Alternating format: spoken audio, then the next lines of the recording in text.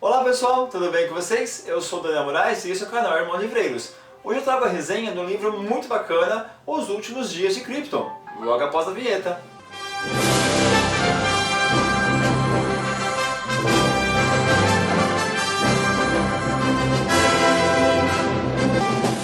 Estreou no cinema Superman vs Batman, que eu não fui assistir ainda, espero poder ir em breve. Mas logo assim que eu entrei na Submarino, eu peguei uma promoção muito bacana do livro Os Últimos Dias de Krypton, que é publicado pelo selo Fantasy da editora Casa da Palavra.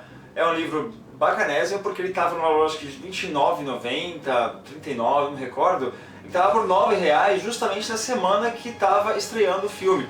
Então eu falei, poxa, eu vou pegar. Assim que possível, eu comecei a ler o livro. Ele tem 460 páginas, embora eu estava terminando de ler quando chegou esse livro em casa, logo na sequência eu já engatei na leitura e assim, eu já achei fantástica. Por quê? Mesmo tendo nome de personagem um pouco mais complexo, porque vai tratar de uma leitura de fantasia, e assim, isso acontece em Krypton numa outra galáxia, num outro tempo, numa outra situação. Todo mundo conhece a história do Superman, que ele chega na Terra, é enviado em uma nave bem pequenininho e cai no rancho Farm, nas fazendas Farm. E lá ele é criado pela Martha Kent e também pelo Jonathan Kent. Daí então o seu personagem, o nome dele é o Clark Kent, derivado dos pais supostamente adotivos, né, que encontraram esse bebê. E ali ele tem os poderes, ele vai crescendo conforme a cultura dos habitantes aqui da Terra. Só que desde então ele vira o Superman. Só que esse livro, ele conta como que realmente aconteceu para que os pais de então Clark Kent enviassem ele aqui para o nosso planeta. Há muito tempo atrás, quando Krypton está passando por uma situação um pouco complexa, tem um cientista muito requisitado que é o Jor-El. E ele pertence a um conselho aonde tudo que acontece, esses 11 conselheiros que compõem esse jurado, ele vai fazer com que qualquer coisa que ele diga, que ele apresente, tem que passar por ele primeiro. Só que tem um outro personagem, que é o Zod, que ele é um general.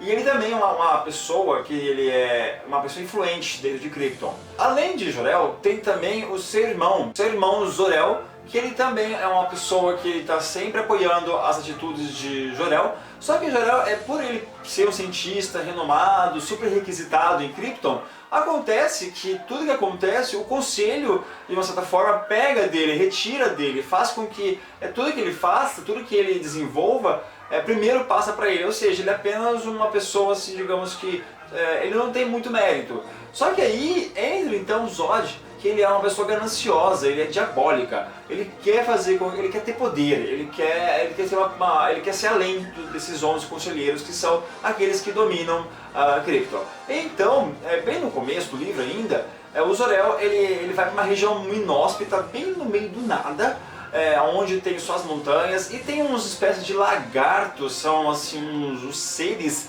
que eles ficam nas ruínas e eles avançam no momento em que ele está mandando um protótipo bem no núcleo de Krypton, porque ele está vendo que Krypton está sofrendo uma avaria em seu planeta. Então ele manda esse peixe, uma espécie de peixe metálico, peixe robótico, alguma coisa assim, e ele manda nesse núcleo para coletar esses dados. Os dados estão sendo coletados, só que aí a presença desses lagartos, que são esses vilões, são uma espécie de, como se fossem os crocodilos, só que são assim, mutantes, eles são diferenciados. E eles acabam vindo ao encontro dele para tentar acabar devorando ele como uma presa. Só que ele consegue lutar, tal, eles fogem, só que ele perde os dados. Então assim, ele não tem como provar que Krypton está indo às ruínas, que Krypton vai se extinguir, o planeta não vai existir mais. Mas para apresentar isso para o conselho, para todos que compõem a banca, é difícil, porque não tem provas. Então assim, é somente a palavra dele que ele viu. O Jor-El vai tentar fazer alguma coisa, vai tentar desenvolver alguma técnica, e aí entra a participação muito fundamental. Vamos dizer assim, é o chamariz, é o que dá abertura para então começar a história do Superman. O Jor-El, ele cria a Zona Fantasma. Que assim, ele consegue mandar qualquer tipo de objeto ou pessoa para aquela zona fantasma. É um lugar ermo, longe de tudo que você possa imaginar. Digamos que é um lugar bem fechado. Aqueles clássicos de história em que fica digamos assim, a pessoa manda uma outra além do espelho, como se fosse. E de repente, ele fazendo o teste, ele acabou indo para essa zona fantasma. E ele fica gritando, ele fica ecos, apenas ecos, para tentar fazer com que alguém o ouça. Mas é impossível, ele está num lugar que, se alguém não for olhar diretamente para aquela imagem, para aquele projetor, não vai entender o que está acontecendo. Surge então Lara, uma jovem historiadora, que ela aproxima e vê que tem uma pessoa ali desesperada gritando. E assim, ela não sabe o que ele está querendo dizer, quem é aquela pessoa, o que é aquilo. Ela não conhece então a Zona Fantasma. E então o Jor-El ele consegue falar alguma coisa e ela consegue ler os lábios daquele ser que está no outro lado. E quando ela entende qual é a situação, o mecanismo que tem que mexer naquele laboratório, então ele volta para Krypton. É uma experiência angustiante, ele não imaginava que ia ser tão assim forte. Só que aí, a partir daí, começa a história de Lara e Jor-El. Jor-El, eles começam a se encantar por ela e eles acabam se envolvendo. E aí, toda uma história desenvolve nesse livro. Além de toda essa aventura, tem esse romance que é muito legal, é muito bacana. E nesse período que eles estão juntos, estão indo jantar na casa dele e tal, surge então um alienígena. E ele chega no planeta de Krypton com o intuito de conhecer novos habitantes e assim por diante. Todo mundo tem medo e tal, mas a única pessoa que acaba se aproximando é o Jor-El. E eles acabam tornando-se um certo amigos. E ele vai mostrar para ele as invenções, incluindo a Zona Fantasma. Só que em dado momento dá um problema, dá um erro, e um raio vem atingir esse alienígena e simplesmente ele vem a morrer. O Jor-El fica acabado, só que isso dá oportunidade para que o Conselho e também o Zod, que é o general, de certa forma bana ele vinha banir ele de tudo aquilo que ele faz. E o Zod acaba pegando do Jor-El a Zona Fantasma para ele, como intuito de estar armazenando, mas ele pega esse protótipo, essa situação, essa invenção para ele mesmo, para benefício próprio. E no decorrer da história, ele faz com que o Conselho faz com que ele seja julgado mediante toda a Krypton por ele ter matado uma pessoa que seria, na verdade, uma pessoa não, um extraterrestre, que seria um outro ser de outro planeta. E aí, nesse momento, ele já está com o casamento marcado com Lara, ele acaba indo para uma lua de mel, para as montanhas. E nesse momento chega o Brainiac, que é um androide totalmente maligno, e ele coleciona mundos, deu a louca nele, chega lá, ele coleta a cidade, coloca dentro de um recipiente, guarda aquele mundo para ele, e todo o que está dentro acaba morrendo. Inclusive os 11 conselheiros, pessoas boas, a cidade inteira de Condor. Nesse momento o Zod vê a excelente oportunidade de reinar Krypton. E todo mundo tem que se ajoelhar perante Zod. Mesmo a contragosto de Zor-El e de Jor-El, que quando retornam da lua de mel encontram a cidade devastada, e ali o Zod, que é o general, ele acaba colocando o império dele, constrói, faz um monte de coisa, e aí o Zor-El ele acaba criando cristais, e esses cristais acabam criando novas perspectivas. Só que a história vai desenvolver, muita coisa vai acontecer, se eu for ficar falando, eu vou falar o livro inteiro, muita coisa, eu vou ficar horas aqui. Mas para enxugar essa resenha, o que acontece?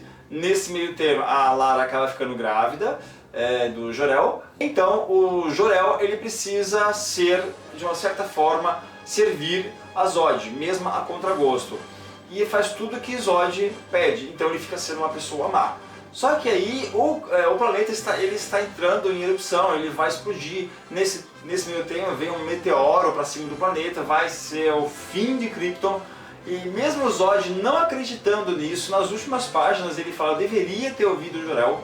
E então a população faz uma armada e aí vai contra os soldados e contra a ideologia de Zod. Bem, o que eu pude tirar de proveito desse livro? Além de toda essa história que eu achei fenomenal, porque ele vai contar todo esse contexto, porque logo no finalzinho do livro, a Lara ela dá à luz a uma criança que coloca o nome de Kal. Só que Kal significa esperança, significa algo novo, vida nova. E como nome de tradição de Krypton, ter as pessoas de boa influência, ter nome de, por exemplo, Jor-El, o EL no final fica então Kal-El, que em Krypton Kal-El, traduzindo para o nosso planeta Terra, nossa língua, seria Clark. né? Então, que dá origem ao Superman. E também, o que eu tirei de proveito desse livro, além de toda essa história fenomenal, foi a questão também de ser assim, uma crítica que eles fizeram contra a corrupção em geral. Qualquer país, qualquer nação, existe corrupção, como no nosso país também. Então, a crítica que eu pude entender é que são os governantes. Cada um tem um interesse próprio, cada um tem um interesse sobre a nação. Independente que ele tenha que desfragmentar, desfazer a população, tirar de várias pessoas aquilo que já não tem e para benefício de si próprio, ele vai fazer. Infelizmente é isso que acontece no governo, independente de qualquer país. Por fim, a história termina com o fim de Krypton, não é spoiler, a hora que o Jor-El e a Lara se abraçam e ele diz uma frase muito bonita para ela, onde fala uma das melhores coisas que aconteceu foi eu ter conhecido você e ao meu lado a importância que eu tive independente de quanto tempo que eu vivi.